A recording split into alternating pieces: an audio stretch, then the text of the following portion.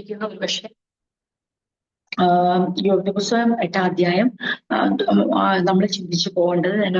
അതൊക്കെ നമ്മൾ ദൈവം നമ്മളെ സഹായിക്കുന്ന അനുസരിച്ച് ചിന്തിക്കുന്നതായിരിക്കും. വേഴ്സ് ബൈ വേഴ്സ് ആയിട്ട് നമ്മൾ ചിന്തിക്കത്തില്ല എങ്കിലും ചില വാക്യങ്ങൾ ചിന്തിക്കും. പിന്നെ നമ്മൾ അതിൽ അടങ്ങിയിരിക്കുന്ന സന്ദേശങ്ങൾ മനസ്സിലാക്കി മുന്നോട്ട് പോവുക എന്നുള്ളതാണ് ഞാൻ ആഗ്രഹിക്കുന്നത്. കർത്താവ് ബലപ്പെടുത്തട്ടെ. നമ്മള് ഒരാളുടെ 3 സ്നേഹിതന്മാരുടെ പേര് ഇവിടെ പരാമർശിക്കുകയും 4മതൊരാൾ സംസാരിക്കുകയും ചെയ്യുന്നുണ്ട്. എന്നാൽ സ്നേഹിതന്മാരുടെ പേര് പറയുമ്പോൾ എലിഫസിന്റെയും ബിൽദാദിന്റെയും സോഫറിന്റെയും പേരാണ് പറയുന്നത്. പിന്നീട് ഒരു ചെറുപ്പക്കാരനായ എലിഹു ഈ കൂട്ടത്തിൽ ഉൾപ്പെടുന്നുണ്ട്. എന്നാൽ സ്നേഹിതന്മാരുടെ കൂട്ടത്തിൽ അദ്ദേഹം ഉൾപ്പെടുന്നില്ല, കാരണം അദ്ദേഹം വളരെ ചെറുപ്പമാണ്. എന്നാൽ എലിഫസുമായുള്ള സംഭാഷണങ്ങളും അതിന്റെ അനന്തര ഫലമായിട്ട് യോബ് സംസാരിച്ച കാര്യങ്ങളെ കേട്ടുകൊണ്ട് സ്നേഹിതന്മാരിൽ ഒരാളായ എലിഫസ് പ്രതികരിച്ചതും എലിഫസിന്റെ പ്രതികരണം വീണ്ടും യോബിനെ കുറെ കൂടെ ആഴമായി പ്രതികരിപ്പാൻ കാരണമാക്കി. ഇങ്ങനെ നേർക്കുനേരുള്ള ഇവരുടെ വാക്കുകൾ, സംഭാഷണങ്ങൾ, അതിനകത്തുനിന്ന് നമുക്ക് മനസ്സിലാക്കേണ്ടതായ കാര്യങ്ങൾ ഒക്കെയാണ് നമ്മൾ ഇതുവരെ ചിന്തിച്ചു വന്നത്. 8-ാം അധ്യായത്തിലേക്ക് വരുമ്പോൾ ബിൽദാദ് അവിടെ സംസാരിച്ചു തുടങ്ങുന്നു. അതുവരെ ബാക്കി എല്ലാവരും നിശബ്ദമായിരുന്നു. എലിഫസ് ആയിരുന്നു അവിടെ സംസാരിച്ചത്, യോബുമായിരുന്നു. അങ്ങനെ യോബിന്റെ കഴിഞ്ഞ ആഴ്ച നമ്മൾ 7-ാം അധ്യായം ചിന്തിച്ചപ്പോൾ യോബിന്റെ ആ വേദനയും വിശ്വാസം നിലനിൽക്കാനുള്ള ആ സ്ട്രഗിളും എല്ലാ ജീവിതത്തിന്റെ സാഹചര്യങ്ങളിൽ ദൈവത്തോടുള്ള തന്റെ ചോദ്യങ്ങളും എല്ലാം താനൊക്കെ വല്ലാതെ സ്ട്രഗിൾ ചെയ്യുക. പക്ഷെ തന്റെ സ്നേഹിതർക്ക് അത് വിശ്വാസം നിലനിൽക്കാനുള്ള ഒരു സ്ട്രഗിളായിട്ട് തോന്നിയില്ല. അത് ദൈവത്തോടുള്ള തന്റെ വിശ്വസ്തയായിട്ട് തോന്നിയില്ല. ദൈവത്തിന്റെ എക്സിസ്റ്റൻസിനെ ഇപ്പോഴും ഞങ്ങളുടെ സ്നേഹിതൻ അതെ രുചിച്ചറിയുന്നുണ്ടല്ലോ, ദൈവവുമായുള്ള ബന്ധത്തിൽ അവൻ നിലനിൽക്കുന്നല്ലോ എന്നൊന്നും മനസ്സിലാക്കാൻ അവർക്ക് കഴിഞ്ഞില്ല. അവർ യോബിന്റെ വാക്കുകളെ മുഖവിലേക്ക് എടുത്ത് ലിറ്ററലി തന്നെ അതിങ്ങോട്ട് എടുത്തിട്ട് അതിന്റെ അറ്റം പിടിച്ച് അതിന്റെ കാര്യം അതിനെ നന്നായി അങ്ങ് കീറി മുറിച്ച് അതിനകത്ത് വന്ന പാളിച്ചകളെ കുറിച്ച് പറഞ്ഞ് യോബിനെ ന്യായം വിധിക്കുന്നതിന് തുല്യമായി, അല്ല കുറ്റം വിധിക്കുന്നതിന് തുല്യമായി സംസാരിക്കുകയും ദൈവത്തിന്റെ പക്ഷം പിടിക്കുകയും ചെയ്യുന്നതാണ് നമ്മൾ ഈ കണ്ടുവരുന്നത്. ഇത് യോബ് നേരിട്ട് അവരോട് പറയുന്ന ഭാഗമുണ്ട്. അങ്ങനെ തന്നെ യോബ് അവരോട് പറയുന്നുണ്ട്. നമുക്കത് മുന്നോട്ട് കയറി വായിക്കാം. കാരണം എന്താണ് ഈ യോബിന്റെ മനസ്സിലൂടെ കടന്നു പോകുന്നത് യോബ് തന്നെ കുറച്ച് കഴിയുമ്പം പറയുന്നുണ്ട്. 13-ാം അധ്യായം യോബിന്റെ പുസ്തകം 13-ാം അധ്യായം ചാപ്റ്റർ 13 പറയുന്നുണ്ട്. അത് ഒട്ടും എന്താ പറയണ്ടേ കാര്യങ്ങളൊക്കെ മനസ്സിലാക്കുന്ന യോബ് ഇവരെ വിലയിരുത്തുന്നത് നമുക്ക് ഈ 13-ാം അധ്യായത്തിൽ കുറച്ചുകൂടെ ക്ലാരിറ്റി ആയിട്ട് മനസ്സിലാക്കാം, വ്യക്തമായിട്ട് മനസ്സിലാക്കാൻ പറ്റും. 13 അത് മനസ്സിലാക്കിക്കൊണ്ട് നമ്മൾ ഈ ഭാഗങ്ങൾ ചിന്തിച്ചാൽ കുറച്ചുകൂടെ നമുക്ക് ഈസി ആയിരിക്കും. യോബ് പറയുന്നതാണ് 2-ാം വാക്യത്തിൽ, നിങ്ങൾ അറിയുന്നത് ഞാനും അറിയുന്നു, ഞാൻ നിങ്ങളെക്കാൾ അധമനല്ല. എന്നിട്ട് 4-ാം വാക്യം, നിങ്ങളോ ഭോഷ്ക് കെട്ടി ഉണ്ടാക്കുന്നവർ, നിങ്ങൾ എല്ലാവരും പൊട്ടുവൈദ്യന്മാർ തന്നെ, നിങ്ങൾ അശേഷം മിണ്ടാതിരുന്നാ കൊള്ളാം. എന്നിട്ട് യോ പറയാ അത് നിങ്ങൾക്ക് ജ്ഞാനമായിരിക്കും. ബോധല്ലേ, മൗനം വിദ്വാന് ഭൂഷണം. യോ പറയാ. അപ്പൊ നമ്മളത് ആദ്യമേ പറഞ്ഞേ, ഈ ഒരാഴ്ചത്തെ മൗനമായിരുന്നു അവർ യോബിന് കൊടുത്ത ഏറ്റവും നല്ല ആ കമ്പാനിയൻഷിപ്പ്, ഫെലോഷിപ്പ് എന്ന് പറയുന്നത്. നമ്മളപ്പോ ചിന്തിച്ചു പോകും ഈ മൗനത്തിന് ഇത്ര വാല്യൂ ഉണ്ടോ എന്ന്. പിണങ്ങി മൗനമായിരുന്നല്ല, സങ്കടം കണ്ട് മൗനം. പിണങ്ങി മൗനമായിരുന്ന അത് ശരിയാകത്തില്ല. അതിൻ്റെ അർത്ഥം നമുക്ക് പിണക്കുള്ളതുകൊണ്ട് നമ്മൾ മിണ്ടാതിരിക്കാം. അത് മിണ്ടുന്നതൊക്കെ ഒരുപോലെ തന്നെ. പക്ഷെ ഹൃദയത്തിന്റെ വേദന കൊണ്ട് എന്ത് പറയണമെന്നറിയാതെ നമ്മൾ മിണ്ടാതിരിക്കത്തില്ലേ, ഒരാളുടെ വേദനയിൽ പങ്കുചേരത്തില്ലേ, അത് അവർക്ക് ഭയങ്കര ആശ്വാസമാണ്. അപ്പൊ ഇപ്പൊ യോബ് പറയാണേ, നിങ്ങളോ ഭോഷ്ക് കെട്ടി ഉണ്ടാക്കുന്നവർ, നിങ്ങൾ എല്ലാവരും പൊട്ടുവൈദ്യന്മാർ തന്നെ, നിങ്ങൾ അശേഷം മിണ്ടാതിരുന്നാൽ കൊള്ളാം, അത് നിങ്ങൾക്ക് ജ്ഞാനമായിരിക്കും. എന്നിട്ട് യോബ് 7-ാം വാക്യത്തിൽ പറയാണ്, 13-7 ചാപ്റ്റർ 13 വേഴ്സ് 7, നിങ്ങൾ ദൈവത്തിനു വേണ്ടി നീതികേട് സംസാരിക്കുന്നു. ഞാൻ കഴിഞ്ഞ ആഴ്ച ഓർപ്പിച്ചായിരുന്നു. ഇവര് ആ കേസ് അങ്ങോട്ട് ഏറ്റെടുത്തിട്ട് യോബിനെ പ്രതിയാക്കി ദൈവത്തിനു വേണ്ടി ദൈവത്തിന്റെ വക്കീലായിട്ട് ആര് മാറി? അഡ്വക്കേറ്റ്സ് ആയിട്ട് ആര് മാറുക? എലിഫസും ബിൽദാദും സോഫറും മാറി. ഞങ്ങൾ ഈ കേസ് ഏറ്റെടുക്കാം, നീയാണ് പ്രതി, ഞങ്ങൾ എന്ത് ചെയ്യാണ്? ദൈവത്തിനു വേണ്ടി വാദിക്കുക. ആ ഒരു ഫോമിലേക്ക് ഇവർ വന്നെന്ന് യോബിന് മനസ്സിലായിട്ട് യോബ് അത് കൃത്യമായി അവരോട് കൺവേ ചെയ്യുന്നു. അതൊന്ന് മനസ്സിലാക്കാനാ ഞാൻ ഇച്ചിരി മുന്നോട്ട് കടന്ന് വായിച്ചത്. അല്ലെ നിങ്ങൾ ഓർക്കും അയ്യോ ഇത് ഞാൻ തന്നെ കടന്ന് പറയുന്നതാണോ? അല്ല, ഓരോന്ന് വായിച്ചു വരുമ്പോ യോബ് എല്ലാം തുറന്ന് പറയുന്നുണ്ട്, ഒന്നും മറച്ചു വെക്കുന്നില്ല. യോബ് ഇങ്ങനെ പറഞ്ഞ് യോബ് പേടിക്കുന്നില്ല. കാരണം ഇനി എന്തോ പേടിക്കാൻ, ആ മനുഷ്യൻ സഹിക്കാത്തായിട്ട് ഒന്നുമില്ല, ഒരു ശ്വാസം മാത്രമേ ഉള്ളൂ. അദ്ദേഹത്തിന് ഈ സത്യം പറയും, ദൈവത്തോട് സത്യം പറയുന്നു. ഇനി കൂട്ടുകാരുടെ പ്രശംസയും അല്ലെ ഇത് നേടിയിട്ട് അദ്ദേഹത്തിന് ഒന്നുമില്ല. അവരെ ഒന്ന് ബോധ്യപ്പെടുത്തണം, അവര് മാറോ ഇല്ലയോ എന്നുള്ളതും യോബിന് അറിയത്തില്ല. അവര് ഇത് കേട്ട ഉടനെ ഞങ്ങൾ തെറ്റി അവര് പറയുന്നുമില്ല. അങ്ങനൊന്നും അവർക്കൊരു മാറ്റവും മാനസാന്തരം ഒന്നും സംഭവിക്കുന്നില്ല. ആ ദൈവം പ്രത്യക്ഷപ്പെടുമ്പോൾ, ദൈവം അവിടെ ഇടപെടുമ്പോഴും അപ്പോഴും അവര് അന്തിച്ചു നിൽക്കുകയാണ്. ഓക്കെ, അത് പിന്നീട് നമ്മൾ ചിന്തിക്കായിരിക്കും. 7-ാം വാക്യം എത്തിയപ്പോ യോബ് പറയാണ്, നിങ്ങൾ ദൈവത്തിനു വേണ്ടി നീതികേട് സംസാരിക്കുന്നുവോ? Are you defending God with lies? യോബ് ചോദിക്കോ, നിങ്ങളൊന്നും മിണ്ടാതിരുന്നാൽ അത് ജ്ഞാനമായിരിക്കും എന്ന് പറയുന്നതയോ? നിങ്ങള് ഒരു പ്രയോജനമില്ലാത്ത വൈദ്യന്മാരാ, ഒരു ഗുണവുമില്ല. നിങ്ങൾ മിണ്ടാതിരുന്നാൽ അത് ജ്ഞാനമായിരിക്കും. പിന്നെ നിങ്ങളിപ്പം ദൈവത്തിനു വേണ്ടി നീതികേട് സംസാരിക്കുന്നു. അങ്ങനെ ഒരു കാര്യം നമ്മൾ ഇതുവരെ ചിന്തിച്ചിട്ടില്ല, അല്ലേ?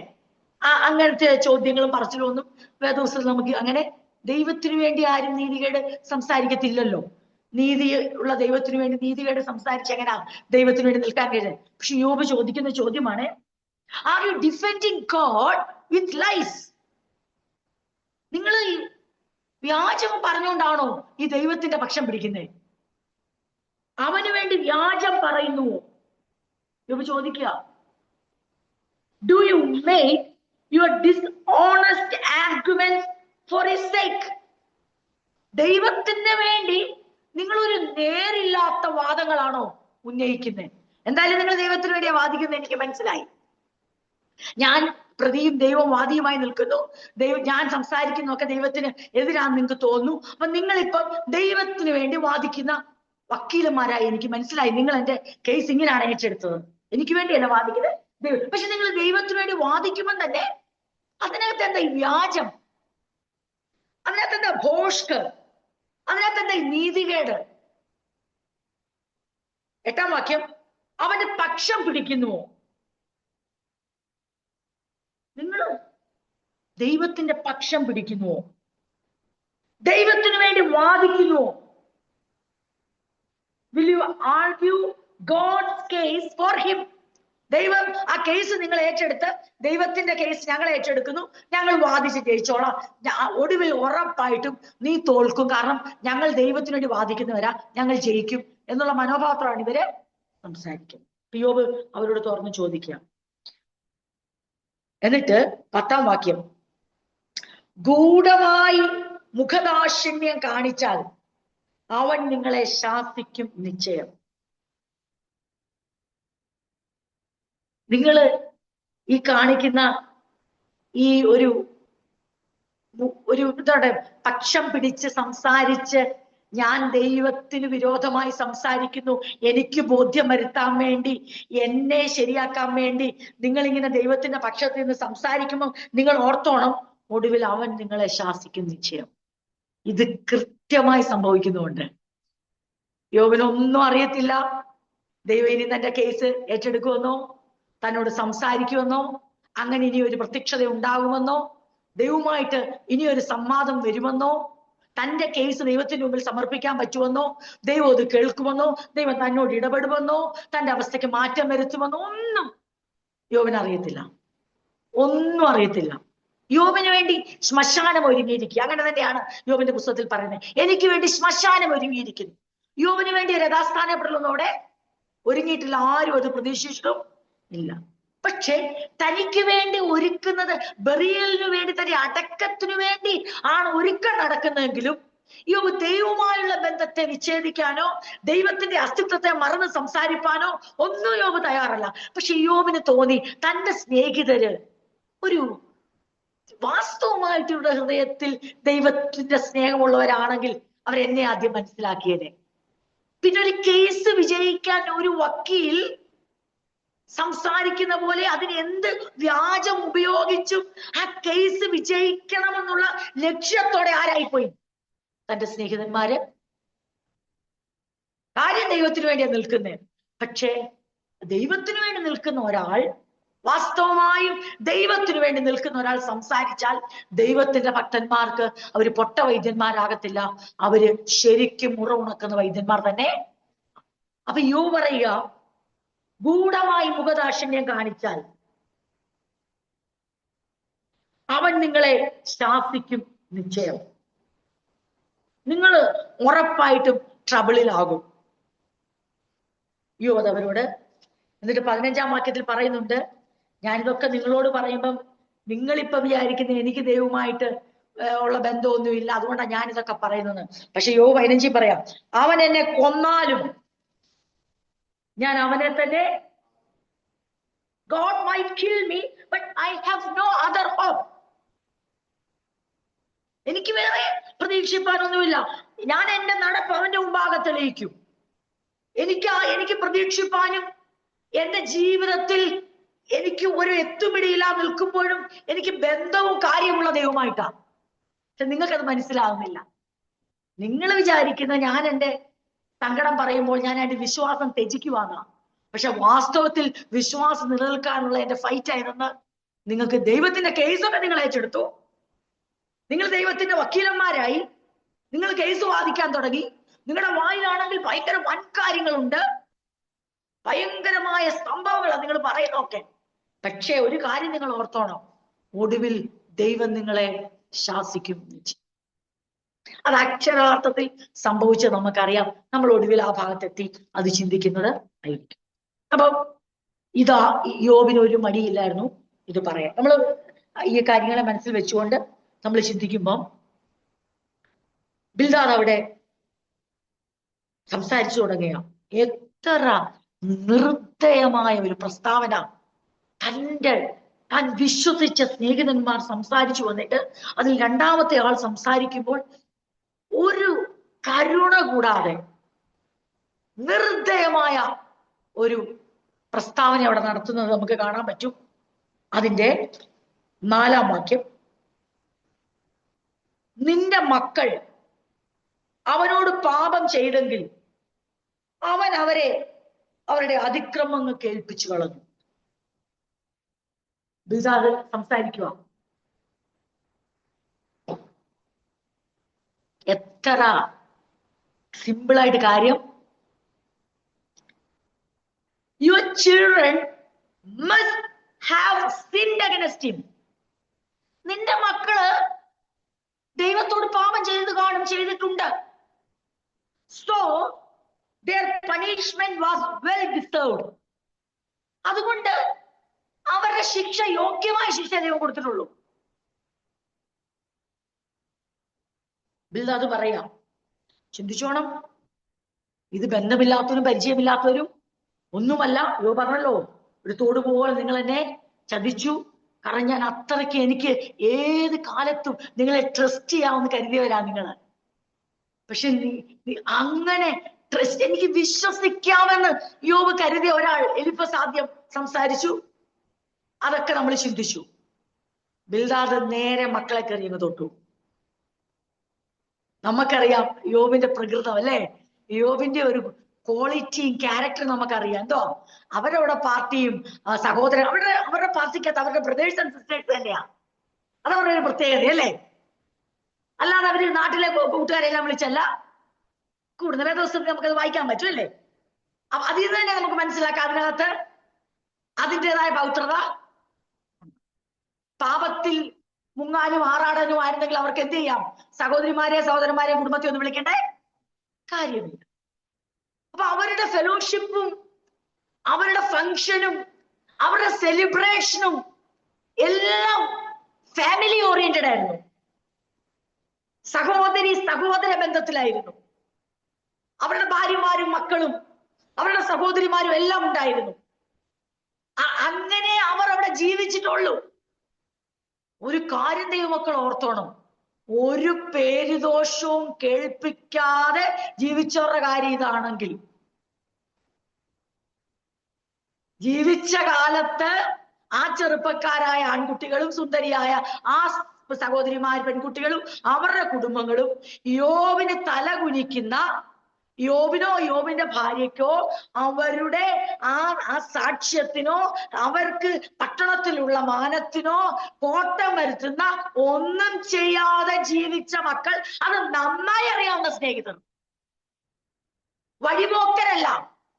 ദാവീദൊക്കെ പറയുന്ന പോലെ ഒരു ശത്രുവായിരുന്നെ ഞാൻ സഹിച്ചേനെ, പക്ഷെ എന്റെ സ്വന്തം തന്നെ, എന്റെ രക്തം തന്നെ, അതാണ് പലർക്കും സഹിക്കാൻ പറ്റാത്ത. വഴിപോക്കരായിരുന്നു യോബിനങ്ങ് സഹിക്കാൻ. എന്തെങ്കിലുമൊക്കെ കേട്ടിട്ട് പറയുക. വ്യക്തമായി ഈ കുഞ്ഞുങ്ങളുടെ വളർച്ചയും ഇവരുടെ എന്താ പറയണ്ടേ, അവര് നന്നായി വളർന്നു വന്നതും അവരെ കുറിച്ചുള്ള യോബിന്റെ കൺസേണും അവരവിടെ സെലിബ്രേറ്റ് ചെയ്ത് സഹോദരങ്ങൾ ഒരുമിച്ച് സന്തോഷിക്കുകയും ആനന്ദിക്കുകയും ആ നല്ല കൂട്ടായ്മയിൽ അവരായിരിക്കുമ്പോഴും യോബ് ചിന്തിക്കുന്നത്, ദൈവമേ അങ്ങേ മറക്കുന്ന ഒരു അവസ്ഥ ഒരിക്കലും ഉണ്ടാകരുതേ. കാളയും നല്ലതാ, ആടും നല്ലതാ, ഭക്ഷണവും നല്ലതാ, പാനീയവും നല്ലതാ, സഹോദരങ്ങൾ ഒരുമിക്കുന്നതൊക്കെ നല്ലതാ, അത് ദൈവത്തെ മറന്നുകൊണ്ടാകരുതേ എന്ന് ഹൃദയത്തിൽ ചിന്തിച്ച് അതിന് മുൻകരുതൽ എടുക്കുന്ന മനുഷ്യൻ. ആ മനുഷ്യന്റെ മുഖത്ത് നോക്കി തന്റെ ആത്മമിത്രം പറയുക, നിന്റെ മക്കൾ ചെയ്തതിന് തക്കവണ്ണോ കിട്ടിയത്. നിന്റെ മക്കൾ അവനോട് പാപം ചെയ്തെങ്കിൽ അവൻ അവരെ അവരുടെ അതിക്രമങ്ങൾക്ക് ഏൽപ്പിച്ചു കളഞ്ഞു.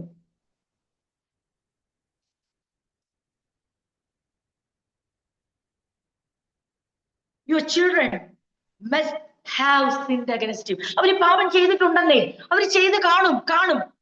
ഞങ്ങൾ നേരിട്ട് കണ്ടിട്ടില്ല. must have sinned against him. ദൈവത്തിനെതിരെ ഒരു പാപം ചെയ്തിട്ടുണ്ടെന്നേ, ചെയ്ത് കാണും. So their punishment was well deserved. അതുകൊണ്ട് അവർക്ക് കിട്ടിയ ശിക്ഷ അത് യോഗ്യം. അത് നീ എന്താ മനസ്സിലാക്കാത്തെ? ഞങ്ങൾക്കെല്ലാം മനസ്സിലായി. ചിന്തിച്ചേ.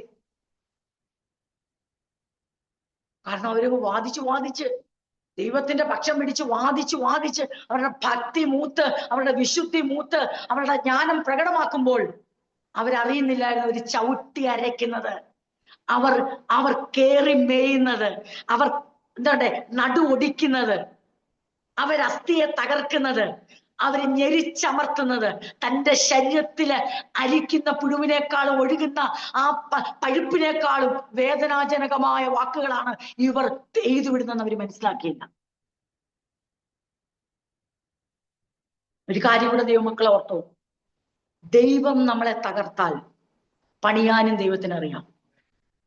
ദൈവം നമ്മളെ താഴ്ത്തിയാൽ ഉയർത്താനും ദൈവത്തിനറിയാം. അതിനിടയ്ക്ക് വേറെ ആരും കയറി ആള് കളിക്കാൻ ദൈവം സമ്മതിക്കത്തില്ല. അങ്ങനെ ആള് കളിച്ചാൽ അവരെ ദൈവം ഓർത്തു വെക്കും. നമ്മളെ ഓർത്തു വെക്കാൻ ദൈവം സമ്മതിക്കത്തില്ല. ദൈവത്തിന് തന്റെ കുഞ്ഞുങ്ങളെ എങ്ങനെ നടത്താനുമുള്ള പരമ അധികാരമുണ്ട്. ആർക്കും മനസ്സിലാകത്തില്ലായിരിക്കാം, നടത്തപ്പെടുന്നവർക്കും മനസ്സിലാകത്തില്ലായിരിക്കാം. പക്ഷേ ദൈവത്തിന്റെ മിസ്റ്ററിക്കകത്ത്, മാർമികമായ പദ്ധതികൾക്കകത്ത് വ്യക്തതയില്ലാതെ ആരെങ്കിലും വ്യക്തമായി സംസാരിക്കാൻ ശ്രമിച്ചാൽ, വ്യക്തതയില്ല പക്ഷെ വാക്കുകൾ അങ്ങ് ആഴത്തിലും കനത്തിലും ഒക്കെ പറഞ്ഞ വ്യക്തത ഉണ്ടാകും എന്നുള്ള തെറ്റിദ്ധാരണയിൽ സംസാരിക്കാൻ ശ്രമിച്ചാൽ അത് ഓർത്തു വെക്കുന്ന ദൈവമാണ് നമ്മുടെ ദൈവം. ഒരു മനസ്സിലുമില്ലാതെയാ പറയുന്നേ. നിന്റെ മക്കൾ പാപം ചെയ്തിട്ടുണ്ട്, ചെയ്ത് കാണും, നമുക്ക് ഊഹിക്കാവുന്നതല്ലേ ഉള്ളൂ. അതുകൊണ്ട് അവർക്കുണ്ടായിരിക്കുന്ന ശിക്ഷ, അവരെ എല്ലാം ദൈവം നശിപ്പിച്ചു കളഞ്ഞത് അവർ ചെയ്ത പാപത്തിന്റെ ശിക്ഷയാണ്. അതിനവർ യോഗ്യരാണ്.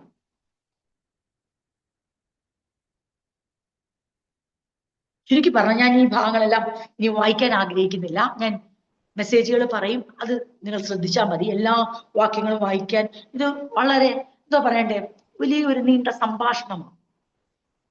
കേട്ടിരിക്കുന്ന യോബിന്റെ മനസ്സ് മനസ്സിലാക്കുക പ്രിയരെ. എന്നിട്ട് ബിൽദാദിന്റെ പ്രശ്നം എന്നു ചോദിച്ചാ, ഇദ്ദേഹം ആരാന്നറിയാവോ? ഇദ്ദേഹം പാരമ്പര്യവും പിതാക്കന്മാരോട് ഒരു ഭയങ്കര അറ്റാച്ച്മെന്റാണ്. ഒരു വിട്ടുവീഴ്ചയുമില്ലാത്ത പറ്റിച്ചേരല് അദ്ദേഹത്തിന് ആരോടുണ്ടെന്നറിയാവോ? ട്രഡീഷനോടും ആൻസിസ്റ്റേഴ്സ്, പൂർവ്വപിതാക്കന്മാരും. പക്ഷെ സ്നേഹിതനോട് യാതൊരു അറ്റാച്ച്മെന്റും ഇല്ല. നമ്മളെ ആൾക്കാർ പറയുന്നത് കേട്ടിട്ടില്ലേ? പ്രമാണം പറയും. ഞാൻ പ്രമാണം വിട്ട് അങ്ങോട്ട് തിരിയത്തില്ല, പ്രമാണം വിട്ട് ഇങ്ങോട്ട് തിരിയത്തില്ല. അത് അങ്ങനെയാണ്, വചനം ഇങ്ങനെ പറയുന്നു, വചനം അങ്ങനെ പറഞ്ഞു. ശരിക്കും പറഞ്ഞ ഗ്രേസ് എന്താണെന്ന് അറിയാത്ത, ട്രൂത്തിനെ സംസാരിക്കുമ്പം കൃപ എന്തെന്ന് അറിയാനോ അനുഭവിക്കാനോ പങ്കിടുവാനോ കഴിയാത്ത കുറെ അസ്ഥിക്കോലങ്ങൾ, അങ്ങനെ ഒത്തിരി പേര് ആത്മീയ ലോകത്തുണ്ട്. അത് ദൈവമക്കൾ ഓർത്തോണം. ഞാൻ ഒന്നുകൂടെ എക്സ്പ്ലെയിൻ ചെയ്യാം അവരെ കുറിച്ച്. അവരുടെ പ്രത്യേകത ഇതാണ്: അവർ സത്യത്തെ തത്വമായി മുൻനിർത്തും, പക്ഷേ കൃപ, യേശു കൃപയും സത്യവും നിറഞ്ഞവനായി നമ്മുടെ ഇടയിലേക്ക് വന്നു. യേശുവിന് സത്യമൊന്നും അറിയത്തില്ലേ പറയാൻ? അവന് നന്നായിട്ട് അറിയാം ആരുടെ അടുത്തേക്കാ വരേണ്ടത്, എവിടെയാണ് വസിക്കേണ്ടത്, ആരുടെ അടുത്തേക്കാ വചനവുമായി ചെല്ലേണ്ടത്. ആ സമകാലികമായ വസ്ത്രം ധരിച്ച് സമകാലികമായ ആഹാരം കഴിച്ച്, യോഹന്നാനിൽ നിന്ന് 6 മാസം മാത്രം വ്യത്യാസമേ ഉള്ളൂ, പക്ഷേ യോഹന്നാൻ 600 വർഷങ്ങളുടെ പിന്നാമ്പുറത്തുള്ള രീതിയിൽ വരുമ്പോൾ, ദൈവം അങ്ങനെ യോഹന്നാനെ ഇറക്കി വിടുമ്പോൾ, യേശു ആ കാലഘട്ടത്തോട് അനുയോജ്യമായ വസ്ത്രവും ഭക്ഷണവും രീതിയും അവലംബിച്ചു. തന്റെ വിശുദ്ധി തന്റെ സ്വഭാവത്തിൽ താൻ തെളിയിച്ചു. അതുകൊണ്ട് യേശുവിനെ കുറിച്ച് പറയുന്നു, അവൻ കൃപയും സത്യവും നിറഞ്ഞവനായി നമ്മുടെ ഇടയിൽ പാർത്തു. അതിനൊരു ഉദാഹരണം ഞാൻ പലപ്പോഴും സഹോദരിമാരോട് പങ്കുവച്ചിട്ടുണ്ട്. എന്തെന്ന് ചോദിച്ചാൽ അതിനെ 2 കാര്യങ്ങളോട് ഉപമിക്കാം. ഞാനത് പലപ്പോഴും പറഞ്ഞിട്ടുണ്ട്, ഒന്നും കൂടെ പറയുന്നു. കൃപ നമ്മുടെ ഫ്ലഷ്, മാംസത്തോട് നമുക്ക് ഉപമിക്കാം. സത്യം നമ്മുടെ സ്കെലിറ്റൻ, നമ്മുടെ അസ്ഥികൂടത്തോട് നമുക്ക് ഉപമിക്കാം. കൃപയും സത്യവും പിതാക്കന്മാരുടെ പാരമ്പര്യം, പിതാക്കന്മാർ പറഞ്ഞത് ഇതിങ്ങനെയാണ്, അത് അങ്ങനെയാണ്. ദൈവത്തിന് വേണ്ടി നിൽക്കുന്നവർ തീർച്ചയായും വചനത്തിന്റെ അടിസ്ഥാനത്തിൽ തന്നെയാണ് നിൽക്കേണ്ടത്. പക്ഷെ യേശു പറഞ്ഞൊരു കാര്യമുണ്ട്, അങ്ങനെ നിന്നൊടുവിൽ പരീക്ഷന്മാര് പറയുക, ഇപ്പം മനുഷ്യന് വേണ്ടിയല്ല ശബത്ത്, ശബത്തിന് വേണ്ടിയാ മനുഷ്യനായി. അപ്പൊ യേശു പറഞ്ഞു, അങ്ങനെ നിങ്ങൾ തിരിച്ചു വെക്കാതെ, ദൈവ ശബത്തിന് വേണ്ടിയല്ല മനുഷ്യനെ ഉണ്ടാക്കിയേ, മനുഷ്യന് വേണ്ടിയാ ശബത്തുണ്ടാക്കി. ഭക്തി മൂത്ത്, വേർപാട് മൂത്ത് മനുഷ്യന് മനസ്സിലാക്കാൻ പറ്റുന്നില്ല. അപ്പോഴും അവർക്ക് എന്ത് ചെയ്യാൻ പറ്റുന്നതെന്ന് അറിയാമോ? നമ്മളത് കഴിഞ്ഞ ലേഡീസ് മീറ്റിംഗ് ഈ ആഴ്ചയല്ല, അതിന് മുമ്പത്തെ പ്രശ്നം നമ്മൾ ചിന്തിച്ചതാ. ചതുവുപ്പയ്ക്കും ജീരകത്തിനും ചെറിയ ചെറിയ ധാന്യങ്ങൾക്കും വിളവിന് പോലും കൃത്യം അളന്ന് ദശാംശം എന്താ പറയുക, പതാരം മാറ്റിവെക്കുവാൻ, 10-1 കൊടുക്കുവാൻ അവർ വളരെ ഉത്സാഹഭരിതരായിരുന്നു, കൃത്യനിഷ്ഠ ഉണ്ടായിരുന്നു. പക്ഷേ അതെല്ലാം ഭക്തിയുടെ ഒരു ഭാഗമായി അവർ കണ്ടു. എന്നാൽ യഥാർത്ഥമായി ഹൃദയങ്ങളെ തൂക്കി നോക്കുന്നവൻ മനുഷ്യപുത്രനായി ഭൂമിയിലേക്ക് അവതരിച്ചപ്പോൾ അവൻ അവർ കൊടുക്കുന്ന വിളവുകളുടെയും കൃഷിഫലത്തിന്റെയും അതെ പതാരം ദശാംശ വില നോക്കിയത് കൊടുക്കുന്നവന്റെ ഹൃദയമാണ് നോക്കിയത്. അതുകൊണ്ട് യേശു പറഞ്ഞു, ഇതൊക്കെ നിങ്ങൾ ചെയ്യുന്നെങ്കിലും ദയയും കരുണയും ഒന്നും നിങ്ങളിൽ ലേശം പോലും ഇല്ല. അപ്പൊ നിങ്ങൾ ചോദിക്കും, ഇനി ഇത് കൊടുക്കണ്ടേ? അങ്ങനല്ല യേശു, ഞാൻ പറഞ്ഞതിന്റെ അർത്ഥം അതല്ല. നിങ്ങൾ അവ കൊടുക്കണം, പക്ഷെ ഏറ്റവും പ്രാധാന്യമുള്ളതിനെ നഷ്ടപ്പെടുത്തിയിട്ടല്ലത് ചെയ്യേണ്ടത്. അപ്പം കൃപയും സത്യവും നമ്മുടെ ഒരു വലിയ ഐഡന്റിറ്റി ആയിരിക്കണം. ബിൽഗാദും എലിഫസും സോഫറും എലിഹും എല്ലാം പറയും, ഞങ്ങൾ സത്യത്തിന് വേണ്ടിയാണ് നിൽക്കുന്നത്, ഞങ്ങൾ വചനത്തിന് വേണ്ടിയാണ് നിൽക്കുന്നത്, ഞങ്ങൾ ദൈവത്തിന് വേണ്ടിയാണ് നിൽക്കുന്നത്. അതുകൊണ്ടാണ് യോബിന്റെ പുസ്തകം വളരെ വളരെ സൂക്ഷ്മമായ പഠനത്തിന് വിധേയമാക്കേണ്ടതായി വരുന്നത്. ഇവിടെ ആരും യോബ് പറഞ്ഞു, ഭോഷ്ക് പറയുന്നു, എവിടെ ചെന്നാൽ തപ്പിയല്ല ഈ ഭോഷ്ക് കാണുന്നേ. ദൈവം പറയുന്നു, നിങ്ങൾ എന്നെ കുറിച്ച് വിഹിതമായി എവിടെ ചെന്ന് തപ്പിയാലോ ഈ അവിഹിതമായി ദൈവത്തെ കുറിച്ച് സംസാരിച്ച കാണുന്നത്? നമുക്ക് കാണത്തില്ല. നമ്മൾ എവിടെ നോക്കിയാലും ഇവരാരെ കുറിച്ചാ ദൈവത്തെ കുറിച്ച് വിഹിതമായി സംസാരിക്കുന്നു. പക്ഷെ ദൈവം പറയുന്നു, എന്നെ കുറിച്ച് നിങ്ങൾ വിഹിതമായി യോബ് പറയുന്നു, നിങ്ങൾ ഭോഷ്കാ സംസാരിക്കുന്നത്, നിങ്ങൾ ഒക്കെ മുഖപക്ഷം എടുത്തുകൊണ്ട് നിങ്ങൾ ദൈവത്തിന് വേണ്ടി വാദിക്കൊടുവിൽ ദൈവം നിങ്ങളെ ഇവരെന്തുവാ ദൈവത്തിന്? നമ്മളിത് വായിക്കുമ്പോൾ ഒന്നും നമുക്കൊട്ട് കാണത്തും ഇല്ല. പിന്നെ നമ്മൾ എങ്ങനെയാണ് അത് മനസ്സിലാക്കുന്നത്? നമ്മൾ മനസ്സിലാക്കുന്നത് ഈ തിരുവചനത്തിലൂടെ നമ്മൾ പഠനാർത്ഥമായി നമ്മൾ ചിന്തിച്ച് ധ്യാനിച്ച് മുന്നോട്ട് പോവുകയും ഇതിന്റെ തുടക്കവും ഒടുക്കവും ഇതിന്റെ മധ്യഭാഗവും എല്ലാം കൂടെ നമ്മളൊന്ന് ചേർത്ത് വെച്ച്, അതെ നമ്മൾ എന്താ പറയണ്ടേ, എല്ലാം ചിതറിക്കിടക്കുന്ന ഓരോന്നും ചേർത്ത് വെച്ച് വെക്കുമ്പോഴാണ് നമുക്ക് ഇതിന്റെ പൂർണ്ണ ചിത്രം കിട്ടും. അപ്പൊ നമ്മളെ കുറിച്ചുള്ള പുതിയ നിയമസഭ അറിഞ്ഞിരിക്കണം, നമ്മൾ ഏതായാലും ആ കാലഘട്ടത്തിൽ ജീവിക്കും. നമുക്കൊരു പുതിയ നിയമമുണ്ട്. നമ്മൾ അറിഞ്ഞിരിക്കണം. നമ്മുടെ ഏറ്റവും വലിയ ക്വാളിറ്റി ആയിരിക്കണം നമ്മൾ ഗ്രേസ് ആൻഡ് ട്രൂത്ത് ഒരുപോലെ നമ്മളിൽ കാണണം. ഇല്ലെങ്കിൽ യോബ് പറഞ്ഞ പോലെ ആൾക്കാർ നമ്മളെ കുറിച്ച് പറയും. യേശുവിനെ കുറിച്ച് ആരും അത് പറഞ്ഞില്ല. കാരണം യേശുവിന് ഏറ്റവും വലിയ പ്രത്യേകതയായിരുന്നു. യേശു അതെ സത്യം, ഞാൻ ഉപമിച്ച് പറഞ്ഞല്ലോ, സത്യം ഒരു സ്കെലിറ്റൻ ആണെങ്കിൽ അതൊരു സത്യം. ആ സ്കെലിറ്റൻ ഇല്ലാതെ നമുക്ക് നിലനിൽപ്പില്ല. നമ്മളുടെ മാംസം സ്കെലിറ്റനെ പൊതിഞ്ഞിരിക്കുക, അസ്ഥിയെ പൊതിഞ്ഞിരിക്കുക. പക്ഷെ അതേ സമയത്ത് തന്നെ നാം ആരുടെയും മുമ്പിൽ അസ്ഥികൂടമായി പ്രത്യക്ഷപ്പെടാറില്ല. നിങ്ങളുടെ മുമ്പിൽ ഞാൻ നിൽക്കുമ്പോൾ, നിങ്ങൾ എൻ്റെ മുമ്പിൽ ഇരിക്കുമ്പോൾ, നമ്മൾ ഒരുമിച്ച് കാണുമ്പോൾ നമ്മളെല്ലാം എന്തോടെ മാംസത്താൽ കവർ ചെയ്യപ്പെട്ടിരിക്കുന്ന അസ്ഥികൂടമായിട്ടാണ് നമ്മളെല്ലാം പ്രൈസ്തലോട് പറയുന്നത്. ഏതെങ്കിലും ഒരു ദിവസം ചിന്തിച്ച് മാംസമില്ലാതൊരു അസ്ഥികൂടമായി ഞാൻ നിങ്ങളടുത്ത് പ്രൈസ്തലോട് വരാൻ പറഞ്ഞ നിങ്ങൾ എപ്പോ അലറി ഓടിയെന്ന് ചോദിച്ചാൽ മതി. ഞാൻ കിടന്നാലും അയ്യോ ഞാൻ റീനയാണേ, അയ്യോ ഞാൻ റീനയാണ് അവര് പറയും. റീനയൊക്കെ പള്ളിയിൽ പോയി പറഞ്ഞാൽ മതി, ഞങ്ങൾ അടുത്ത് വരത്തില്ല. കാരണം നിന്നെ പൊതിഞ്ഞിരുന്ന മാംസമില്ല, നീ അസ്ഥികൂടമാ. അപ്പൊ എന്നാൽ ഒരു സത്യം, ഈ അസ്ഥികൂടം ഇപ്പൊ ഞാൻ നിങ്ങളോട് സംസാരിക്കപ്പെടും, എന്റെ അസ്ഥികൂടം ഇവിടെ ഇല്ലേ? ആ അസ്ഥികൂടത്തിലല്ലേ മാംസം പൊതിഞ്ഞ്, ആ നട്ടലിന്റെ ബലത്തിലല്ലേ ഞാൻ ഇവിടെ നിൽക്കുന്നത്. പക്ഷെ നിങ്ങൾക്ക് എന്നെ അക്സെപ്റ്റബിൾ അല്ല. എന്റെ ഫ്ലഷ് ഇല്ലാതെ മാംസത്താൽ പൊതിയപ്പെടാത്ത ഒരു അസ്ഥികൂടത്തെ മറ്റൊരു മനുഷ്യൻ അംഗീകരിക്കുന്നില്ലെങ്കിൽ ഇന്ന് രാത്രി കേട്ടാട്ടെ, ദൈവസഭ അറിഞ്ഞിരിക്കണം, കൃപയും സത്യവും ഒരുപോലെ പ്രവർത്തിക്കണം. ഇല്ലെങ്കിൽ ഇന്ന് എന്തുകൊണ്ടാ ദൈവമക്കൾ ശ്രദ്ധിച്ചേ, ഇന്ന് എന്തുകൊണ്ടാണെന്നറിയാം നമ്മുടെ സമൂഹം ഇത്രയും പരാജയപ്പെടാൻ കാര്യം? നമ്മുടെ സമൂഹം, നമ്മുടെ ആൾക്കാരെ കാണുമ്പോൾ മറ്റുള്ളവർ ഓടാനുള്ള കാരണം എന്നറിയാവും. കുറെ അസ്ഥികൂടങ്ങളായി മനുഷ്യർ മാറി. പരീശന്മാർ മാറിയ പോലെ അസ്ഥികൂടങ്ങളായി സത്യം സത്യം സത്യം സത്യം സത്യം പറയുന്ന അസ്ഥികൂടങ്ങളെ കാണുമ്പോൾ സാധാരണപ്പെട്ട മനുഷ്യനെ അടുക്കാൻ പറ്റുന്നില്ല. അവൻ ആരെയാ വേണ്ടത്? മാംസത്തിൽ പൊതിഞ്ഞ, അവന് മാംസത്തിൽ പൊതിഞ്ഞ ഫ്ലഷ്, അതെ കവർ ചെയ്യപ്പെട്ട അസ്ഥികൂടങ്ങളെയാ വേണ്ടേ. പക്ഷെ ഇന്നത്തെ ആത്മീകത, വിശുദ്ധി, വേർപാട് എന്നൊക്കെ പറഞ്ഞ് വചനവും പ്രമാണവും എന്നുള്ള കുറെ പദങ്ങൾ ഉപയോഗിച്ചിട്ട് സത്യം ഒരു അസ്ഥികൂടം പോലെ നടന്നെടുത്ത് ചെല്ലുമ്പോൾ ആൾക്കാർ ഓടുക. കാരണം കൃപ അവർക്ക് അനുഭവിക്കാൻ കഴിയും. എന്നാൽ നാം ഗ്രേസും ട്രൂത്തും കൂടെ എന്തിനാ ഈ മാംസത്തോടു കൂടിയ ശരീരം അടുക്കുമ്പോൾ ഓട്ടോമാറ്റിക്കായിട്ട് എന്തെടുത്തു? ഞാൻ എൻ്റെ മാംസം പൊതിഞ്ഞ എൻ്റെ ഈ അസ്ഥികൂടം നിങ്ങളുടെ അടുത്ത് വരുമ്പോൾ എൻ്റെ ട്രൂത്താകുന്ന അസ്ഥികൂടം അവിടെ എത്തിക്കഴിഞ്ഞു. നമ്മൾ സത്യത്തെ വിൽക്കാനോ സത്യത്തെ മറിച്ചു കളയാനോ അല്ല പറയുന്നേ. സത്യം എത്തിക്കണമെങ്കിൽ ഏക മാർഗം അത് കൃപയിലൂടെ സാധ്യമാകത്തുള്ളൂ. അല്ലാതെ ജനം അടുത്തു വരുമെന്നോ, ജനത്തിന് അതുകൊണ്ടാണ് യേശുവിന്റെ അടുക്കൽ ജനം അടുത്തു വന്നു. അവനിൽ നിന്ന് കൃപ ധാരാളമായി ചൊരിഞ്ഞു. ഇതായിരുന്നു യോബും ആഗ്രഹിച്ചത്. എൻ്റെ സ്നേഹിതർ എൻ്റെ അടുത്ത് വരുമ്പോൾ സത്യം സത്യമായി തന്നെ കിടക്കുന്നു. പക്ഷേ ആ സത്യം അവർ സംസാരിച്ച് തന്നെ തകർക്കുമെന്ന് വിചാരിച്ചില്ല. അവരിൽ നിന്ന് താൻ ഗ്രേസ് പ്രതീക്ഷിച്ചു, അല്ലെങ്കിൽ തന്നെ മേഴ്സി പ്രതീക്ഷിച്ചു, ദയ പ്രതീക്ഷിച്ചു. അവരിവിടെ നിന്നുകൊണ്ട് അവർ വക്കീലിന്റെ കോട്ടെടുത്തിട്ടിട്ട് അവര് പ്രോസിക്യൂട്ടേഴ്സായി ദൈവത്തിന് വേണ്ടി വാദിക്കുന്നവരായി അവര് ശക്തമായി സത്യം വിളിച്ചു പറയുക. അവർ വിചാരിച്ചു ദൈവം ഞങ്ങളുടെ പക്ഷത്തുണ്ടാകും.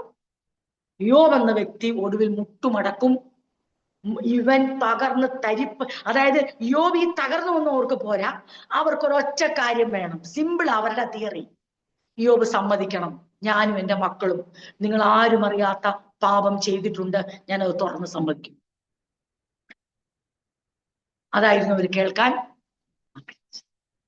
ഞാൻ പറഞ്ഞു വന്നത്, പ്രിയരെ, ഇത്രേ സാക്ഷ്യമുള്ള മക്കളായി ജീവിച്ചിട്ടും, കുടുംബത്തോട് വിശ്വസ്തനായി ജീവിച്ചിട്ടും, ആൺമക്കളും പെൺമക്കളും ഒക്കെ അനുഗ്രഹിക്കപ്പെട്ട പെൺമക്കളും ആൺമക്കളും കുടുംബജീവൻ നയിച്ചിട്ടും, അവരുടെ ബന്ധങ്ങൾ പവിത്രമായിരുന്നിട്ടും, ഫെലോഷിപ്പുകൾ അനുഗ്രഹമായിരുന്നിട്ടും, അവരുടെ അപ്പൻ അവർക്ക് വേണ്ടി അത് യാഗം അർപ്പിക്കുകയും ദൈവമായുള്ള ബന്ധത്തിൽ അവരെ എപ്പോഴും ഊട്ടി ഉറപ്പിക്കുകയും ചെയ്തിട്ടും ബിൽദാദ് മുഖത്ത് നോക്കി പറയുക, നിന്റെ മക്കൾ പാപം ചെയ്തിട്ടുണ്ടാകും, അതുകൊണ്ട് അവരുടെ ശിക്ഷ. നീ ഇത്ര കിടന്ന് വായിട്ടലച്ച് ബഹളം വെച്ച് ദൈവത്തോട് പരാതിയും പരിഭവം പറയേണ്ട കാര്യമില്ല. നീ അങ്ങ് അക്സെപ്റ്റ് ചെയ്യും. നിന്റെ കണ്ണിൽ എപ്പോഴും അവരെ കാണാൻ പറ്റുമോ? നീ കാണാതെ അവരെന്തൊക്കെ ചെയ്തു കാണും. അതാ അവർ ഉദ്ദേശിക്കുന്നത്. കാരണം ഇവർക്കാർക്കും തെളിവായി പറയാൻ, അതുകൊണ്ട് ഇവ പറയുന്നേ നിങ്ങൾ എന്നെ ബോധ്യപ്പെടുത്തി ഞാൻ സമ്മതിക്കാം. അതില്ല. ഓക്കെ, അതുകൊണ്ട് നമ്മൾക്ക് ഇതിൽ നിന്ന് വ്യക്തമായി മനസ്സിലാക്കേണ്ട ആ കാര്യമാണ് സത്യത്തിനു വേണ്ടി അത് 13-ാം അധ്യായത്തിൽ നമ്മൾ ഓൾറെഡി ചിന്തിച്ചു. അങ്ങനെ അവര് മുഖത്ത് നോക്കി പറയുക, നിന്റെ മക്കൾ അവനോട് പാപം ചെയ്തെങ്കിൽ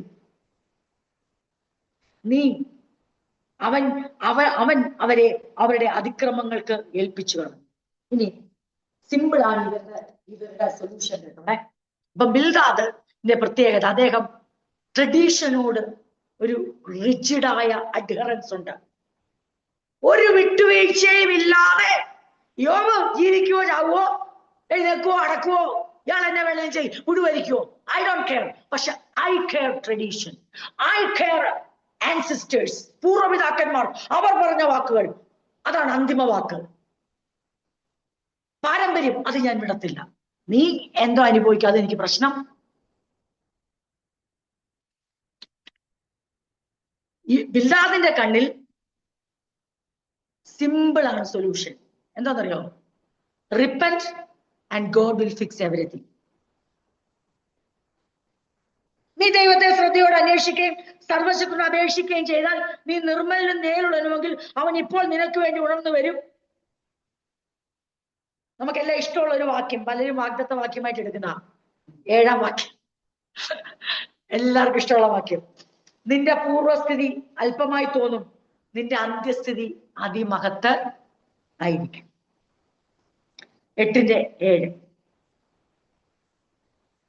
And though you started with little, you will end with much. എന്താ ഇതിനകത്തൊക്കെ എന്നാ കുഴപ്പമുള്ളത് അല്ലേ? അതുകൊണ്ടാണ് എന്താ കുഴപ്പം? ഇതൊക്കെ നല്ല നല്ല ഒന്നാന്തര വാഗ്ദാനങ്ങളാണ്. നമ്മളിപ്പോ ഇതെല്ലാം എന്താ പറയണ്ടേ, കർത്താദാസൻ പറഞ്ഞ് ഞാൻ കേട്ടിട്ടുണ്ട്, ദൈവവചനങ്ങള് പ്രസംഗിച്ച് ഇങ്ങനെ പൊരുളുകൾ തിരിക്കുമ്പോ ഒരാള് ചോദിച്ചെന്ന്, അയ്യോ പാസ്റ്റർ ഞങ്ങളുടെ ആ മെസ്സേജും പോയോ, ഇനി അത് പ്രസംഗിക്കാൻ പറ്റത്തില്ല, അപ്പൊ ഈ മെസ്സേജും ഇനി പറയാൻ പറ്റത്തില്ലേ, ഇതെന്തൊരു കഷ്ടമാണോ ഇത് എന്ന് പറഞ്ഞ പോലെ യോബിന്റെ പുസ്തകം പഠിച്ചു വരുമ്പോ പലതീന്ന് നമുക്ക് പിടിപെടേണ്ടതായിട്ട് പല മെസ്സേജുകൾ ഇനി പ്രസംഗിക്കാൻ പറ്റത്തില്ല. പക്ഷെ സാരമില്ലെന്നേ, എന്നാൽ നമുക്ക് കൃപയും സത്യവും നിറഞ്ഞ ക്രിസ്തുവേശുവിന്റെ മാതൃക പിന്തുടരാൻ പറ്റുമല്ലോ.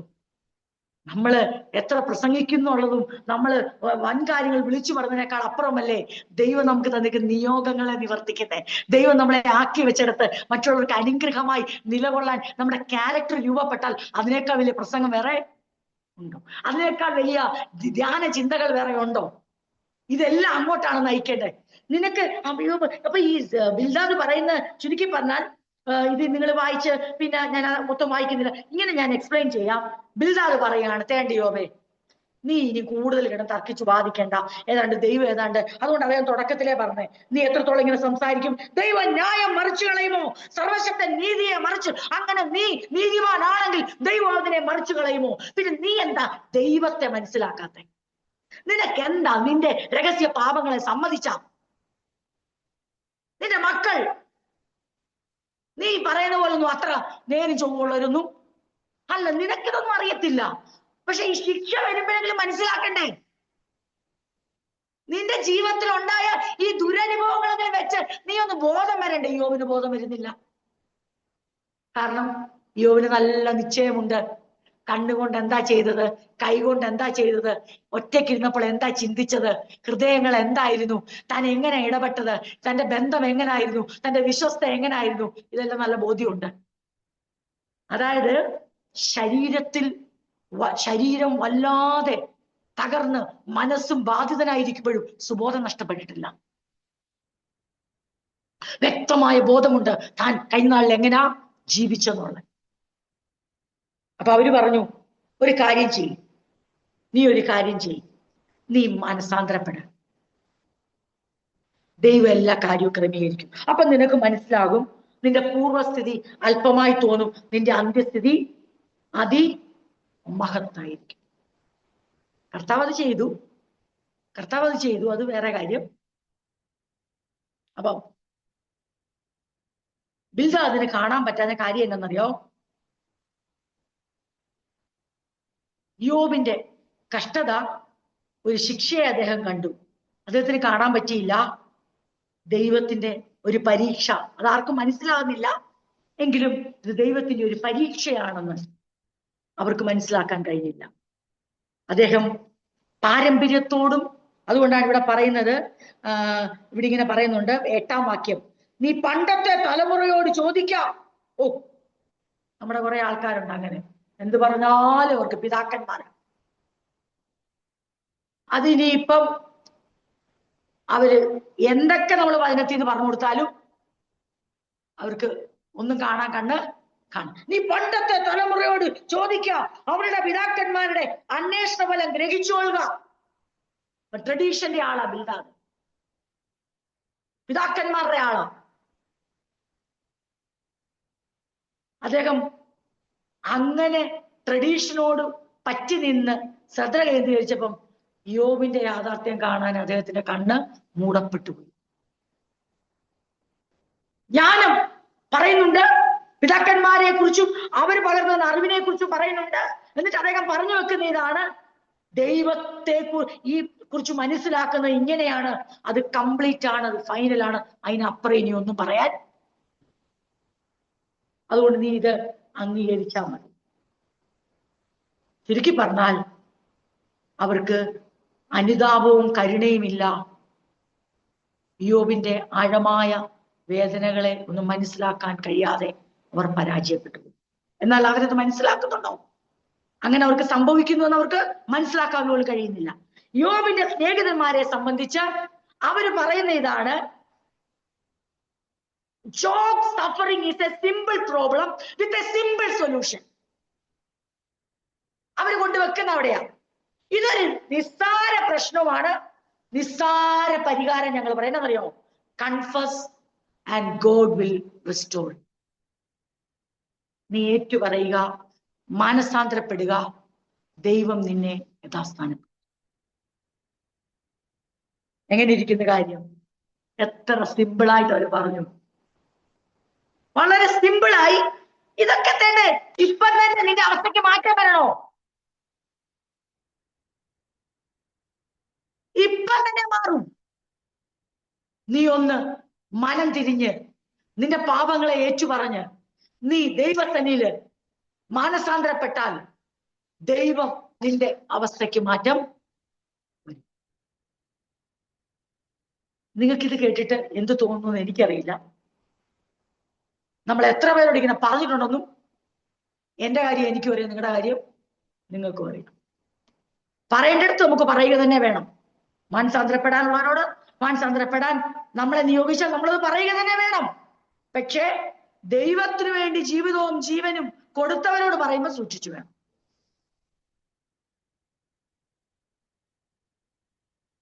എല്ലാ പനിയും ഒരേ രോഗത്തിന് ലക്ഷണം വരുന്ന നല്ല വൈദ്യന്മാർക്ക് വിവിധ രോഗത്തിനും പനി ഒരു ലക്ഷണമായി വരും. ദൈവം വ്യത്യസ്തമായ രീതിയിൽ തന്റെ ഭക്തന്മാരെ നടത്തും.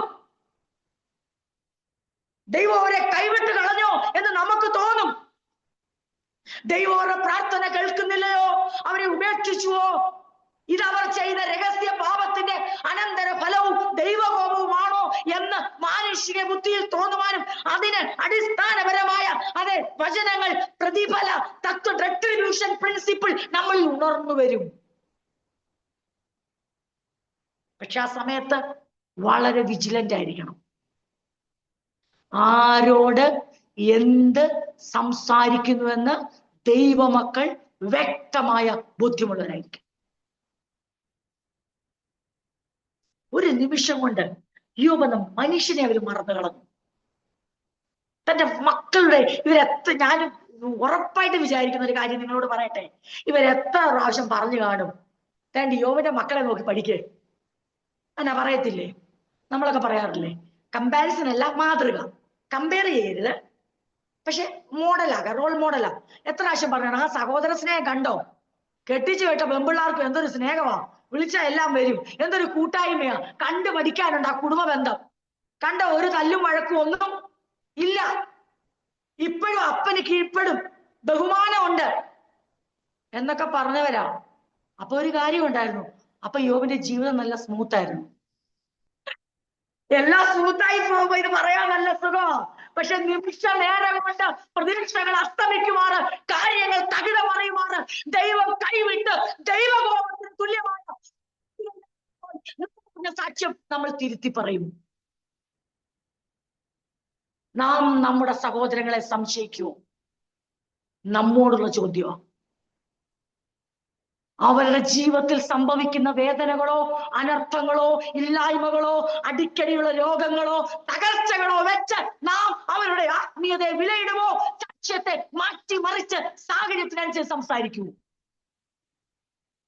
നമ്മളെന്താ വിചാരിക്കുന്നത്? ഈ സ്നേഹിതർക്ക് യോബിനെ കുറിച്ചൊന്നും പറഞ്ഞിട്ടില്ല, അറിയത്തില്ല, മക്കൾ ചെറുപ്പം തൊട്ടെല്ലാം അവരൊന്നിച്ച് വളർന്നവരും അറിയുന്നവരുമല്ലേ, ഇന്നലെ ഉണ്ടായ സ്നേഹിതരല്ലല്ലോ.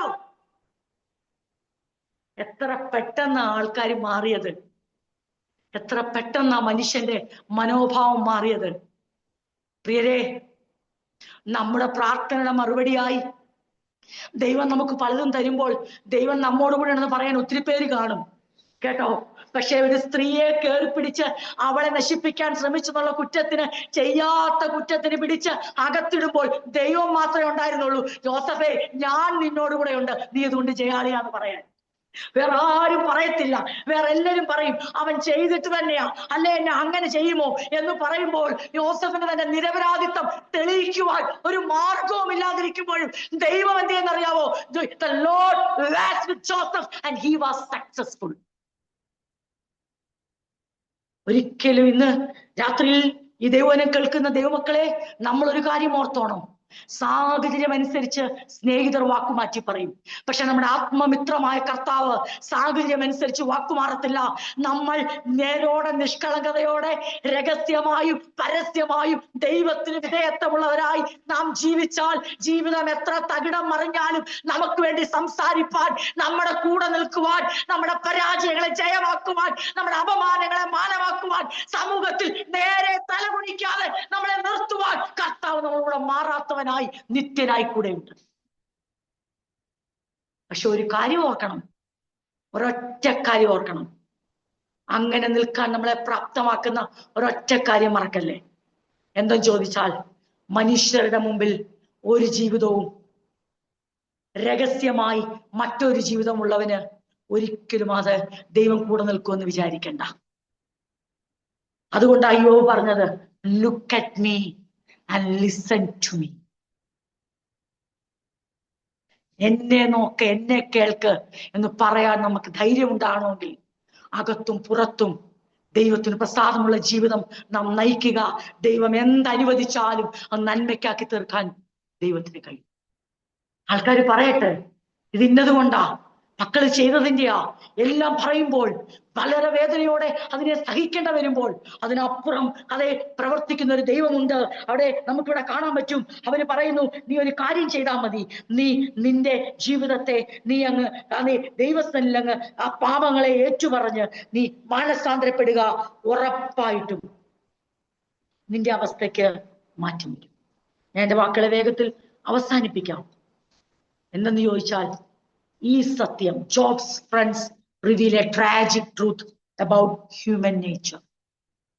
മാനുഷിക പ്രകൃതിയുടെ ഒരു ദുരന്ത സത്യം, ഒരു ദുഃഖ സത്യം ഇവിടെ വെളിപ്പെടുന്നുണ്ട്. എന്നറിയാമോ? യോബിന്റെ സ്നേഹിതർ വെളിപ്പെടുത്തുന്നുണ്ട്. അവർ tendency to simplify what we don't understand. നമുക്ക് മനസ്സിലാകാത്ത കാര്യങ്ങളെ ഏതുമില്ലെന്ന് എണ്ണി സംസാരിക്കുന്ന മാനുഷിക സ്വഭാവം. നമുക്ക് കാര്യങ്ങൾ പിടികിട്ടാത്തത് കൊണ്ട് അതിനെ ഏറ്റവും നിസ്സാരമായി കണ്ടുകൊണ്ടിരിക്കുന്ന മനുഷ്യന്റെ മാനുഷിക പ്രകൃതി ആര് വരച്ചു കാട്ടുക എന്നറിയാവോ? യോബിന്റെ സ്നേഹിതർ വരച്ചു കാട്ടുക. അവരെന്തിനോട് പറ്റിച്ചേർന്നു? Retribution theology. ഞാൻ തുടക്കത്തിൽ നമ്മൾ പഠിച്ചതാ. പ്രതിഫല തത്വം, പ്രതിഫല ദൈവശാസ്ത്രം. എന്നറിയോ? The belief that good things happen to good people and bad things happen to bad people. നന്മ ചെയ്യുന്നവർക്ക് നന്മ മാത്രം ഭവിക്കുന്നു, തിന്മ ചെയ്യുന്നവർക്ക് തിന്മ മാത്രം ഭവിക്കും. ഞാൻ അടുത്ത ആഴ്ച നമ്മൾ ബാക്കി കാര്യങ്ങൾ ചിന്തിക്കുന്നതായിരിക്കും. നമ്മൾ പ്രാർത്ഥിക്കാനുള്ള സമയമായി. എന്റെ സമയം ഇവിടെ അവസാനിച്ചു.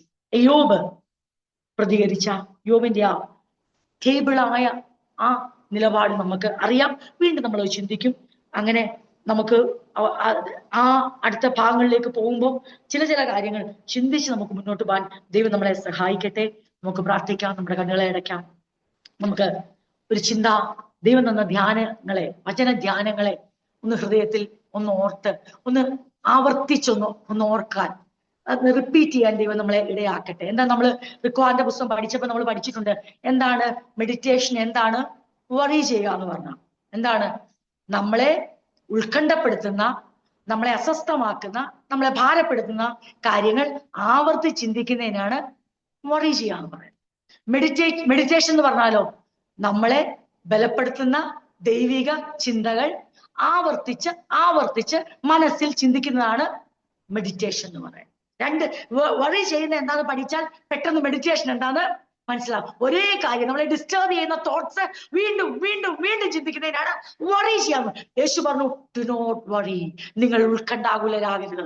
എന്നാൽ എന്ത് ചെയ്യണം? തന്റെ വചനങ്ങളെ ഉള്ളിൽ ധ്യാനിക്കണം. എങ്ങനെ ധ്യാനിക്കണം? അത് യോർദാൻ കലങ്ങി മറിഞ്ഞ് മുമ്പിൽ നിന്നാലും യോശുവോട് പറഞ്ഞു, നീ എന്റെ വചനം മെഡിറ്റേറ്റ് ചെയ്യണം. നിനക്ക് വറി ചെയ്യാനാണ് നിന്റെ മുമ്പിൽ യോർദാൻ കിടക്കുന്നേ. നിനക്ക് ഒരു എത്തുപിടിയില്ല ഈ ജനവുമായിട്ട് എങ്ങനെ അക്കരെ പോണമെന്ന്. നിന്റെ മുമ്പിൽ ഉത്കണ്ഠാകുലനാകാനുള്ള സാധ്യതകൾ മാത്രമേ ഉള്ളൂ. പക്ഷെ ദൈവം പറഞ്ഞു, യോശുവേ നീ ഭയപ്പെടരുത്, നീ ഭ്രമിക്കരുത്. ഈ സമയത്ത് നീ ആകുല ചിന്തകളാൽ നിറയരുത്, വചന ചിന്തകളാൽ നിറയുക. ഇന്ന് രാത്രി പ്രാർത്ഥനയ്ക്കായി തലകളെ ഉണക്കുമ്പോൾ ദൈവത്തിന്റെ പരിശുദ്ധാത്മ നമ്മളെ ഓർപ്പിക്കുന്നു, ആകുല ചിന്തകളായി നിറയാൻ 1000 യോർദാൻ നമ്മുടെ മുമ്പിൽ കാണും. അതെ, ആർത്തരമ്പുന്ന ചെങ്കടലിന് സമാനമായ പ്രശ്നങ്ങൾ കാണും. ശക്തമായി പടുത്തുയർത്തിയ എരിഹോ കോട്ടകൾ കാണും. തന്റെ ജനത്തിന്റെ യാത്രാവേളയിൽ ഒരിക്കലും പ്രശ്നങ്ങൾ മാറുന്നില്ല.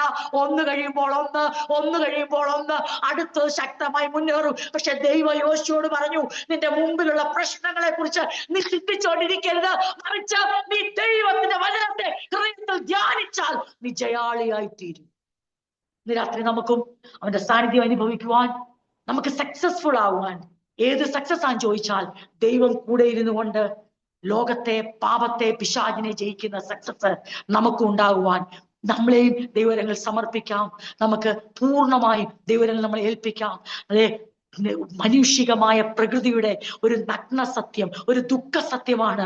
അറിയാത്ത കാര്യങ്ങളെ ഏതുമില്ലെന്ന് എണ്ണീട്ട് അത് ഇത്രയേ ഉള്ളൂ, ഇത്രയങ്ങ് ചെയ്താൽ മതി, ഇതങ്ങ് ഏറ്റു പറഞ്ഞാൽ മതി, ഇതങ്ങ് ശരിയാകും എന്ന് പറഞ്ഞ് ഒരു സിമ്പിൾ പ്രോബ്ലമായി അതേ ജീവിതം അവസാനിച്ച് എല്ലാം തീർന്ന ഒരു മനുഷ്യന്റെ മുമ്പിൽ ഒരു സിമ്പിൾ സൊല്യൂഷൻ വെച്ചിട്ട് എല്ലാം തിരിച്ചെടുക്കാമെന്ന് അവർ കരുതി, അവന്റെ വേദനകൾക്ക് ലേശം പോലും പരിഗണന കൊടുക്കാതെ പരിഹാരമാർഗം പ്രശ്നമായി കേട്ടോണേ, അവരുടെ മിടുക്ക്, പ്രശ്നം പോലും അറിയാതെ പരിഹാരം നിശ്ചയിക്കാൻ കഴിവുള്ളവർ.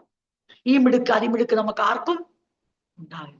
പ്രശ്നം പോലും എന്താന്ന് അറിയത്തില്ല, ദൈവം വെളിപ്പെടുത്തില്ല, പക്ഷെ പരിഹാരം തേണ്ട ഇതാന്ന് പറയുന്ന അതിബുദ്ധിമാന്മാരുടെ കൂട്ടത്തിൽ നമ്മൾ എണ്ണപ്പെടാതെ നമുക്ക് വേദന അനുഭവിക്കുന്ന സഹോദരങ്ങളോട് ചേർന്ന് നിന്ന് അവർ കഴിഞ്ഞ നാളിൽ ജീവിച്ച സാക്ഷ്യത്തെ എടുത്തു പറഞ്ഞ്, അവരുടെ കുഞ്ഞുങ്ങൾ ജീവിച്ച ജീവിത മൂല്യത്തെ എടുത്തു പറഞ്ഞ്, ദൈവം നിങ്ങളോട് കൂടെ ഉണ്ട്, ഞങ്ങളും നിങ്ങളോടൊപ്പം ഉണ്ട്, നമുക്ക് ഒരുമിച്ച് ദൈവത്തിൽ മുട്ടുമടക്കാം, നമുക്ക് ഒരുമിച്ച് അവന്റെ ആലോചനയ്ക്കായി കാതുകളെ കൂർപ്പിക്കാം, നമുക്ക് ഒരുമിച്ച് കരയാം, നമുക്ക് ഒരുമിച്ച് പ്രാർത്ഥിക്കാം. അവൻ നമ്മളോട് വിശ്വസ്തൻ എന്ന് പറയുന്ന ആ കൂട്ടായ്മയുടെ വലങ്കരം നീട്ടുവാൻ ദൈവം നമ്മളെ സഹായിക്കട്ടെ. അതാണ് പുതിയ നിയമസഭ കൃപയും സത്യവും നിറഞ്ഞവനായി നമ്മുടെ ഇടയിൽ പാർത്ത യേശുവിന്റെ ശുശ്രൂഷ നമുക്ക് തുടരാം. അതിനായി ദൈവം നമ്മളെ സഹായിക്കട്ടെ. ഈ വചനങ്ങളാൽ ദൈവം നമ്മെ അനുഗ്രഹിക്കുമാറാകട്ടെ.